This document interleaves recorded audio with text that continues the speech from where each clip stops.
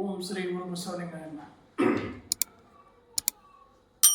ದಿನಾಂಕ 7/1/2026 ಲಿಂಗೈಕ್ಯ ಬಸವಲಿಂಗ ಮಹಾಸ್ವಾಮಿಗಳವರ 70ನೇ ಪುಣ್ಯ ಸ್ಮರಣೋತ್ಸವವನ್ನು ಬಹಳ ವೈಭವದಿಂದ ಆಚರಿಸುವುದಾಗಿ ಮುನವಳ್ಳಿಯ ಸಕಲ ಸದ್ಭಕ್ತರು ನಿಶ್ಚಯಿಸಿದ್ದಾರೆ.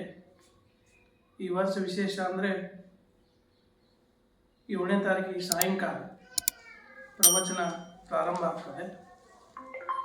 8ನೇ ತಾರೀಕಿಗೆ ಪ್ರತಿ ಸಲವೂ ಕೂಡ ನಾವು ಶ್ರೀಮಠದಿಂದ ಮುರುಘಾಶ್ರೀ ಪ್ರಶಸ್ತಿಯನ್ನು ಸುಮಾರು 12 ವರ್ಷಗಳ ಕಾಲ ಸಮಾಜದಲ್ಲಿ ಸೇವೆ ಮಾಡಿದಂಥ, ಅದು ಸಾಮಾಜಿಕವಾಗಿರ್ಬೋದು, ಧಾರ್ಮಿಕವಾಗಿರ್ಬೋದು, ಶೈಕ್ಷಣಿಕವಾಗಿ, ಕೃಷಿ ಕ್ಷೇತ್ರದಲ್ಲಿ ಸೇವೆ ಮಾಡಿದವರಿಗೆ ಪ್ರಶಸ್ತಿ ಕೊಡ್ತಾ ಬಂದಿದ್ದೇವೆ.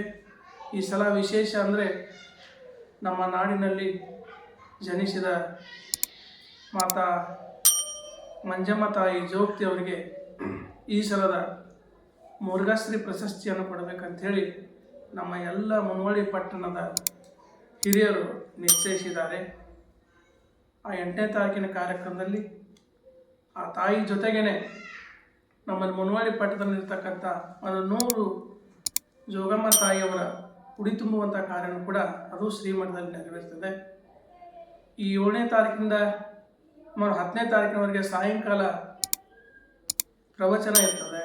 ಜೊತೆಗೆ ನಾಡಿನ ಅನೇಕ ಗಣ್ಯರು, ಸಾಹಿತಿಗಳು, ಅನೇಕ ಮಠಾಧಿಪತಿಗಳು ಆಗಮಿಸ್ತಾ ಇದ್ದಾರೆ. ಆಮೇಲೆ 11ನೇ ತಾರೀಕಿಗೆ ಬೆಳಿಗ್ಗೆ ಪೂಜ್ಯ ಲಿಂಗೈಕ್ಯ ಬಸವಲಿಂಗ ಮಹಾಸ್ವಾಮಿಗಳವರ 70ನೇ ಪುಣ್ಯ ಸ್ಮರಣೋತ್ಸವ ಅದು ಕೂಡ ಭಾಳ ವೈಭವದಿಂದ ಆಚರಣೆ ಆಗ್ತದೆ. ಬೆಳಿಗ್ಗೆ ಮಹಾಪ್ರಸಾದ ಇರ್ಬೋದು, ಸಭೆ ಇರ್ಬೋದು, ರುದ್ರಾಭಿಷೇಕ ಇರ್ಬೋದು. ಈ ಎಲ್ಲ ಕಾರ್ಯಕ್ರಮದಲ್ಲಿ ಮುನವಳ್ಳಿಯ ಸುತ್ತಮುತ್ತಲಿನ ಗ್ರಾಮಸ್ಥರು, ಗುರು ಹಿರಿಯರು ಆಗಮಿಸಿ ಈ ಕಾರ್ಯಕ್ರಮವನ್ನು ಯಶಸ್ವಿ ಮಾಡಿಕೊಡ್ಬೇಕಂತೇಳಿ ಈ ಮೂಲಕ ಎಲ್ಲ ಸದ್ಭಕ್ತರಿಗೆ ಗಮನಕ್ಕೆ ತರ್ತೇವೆ.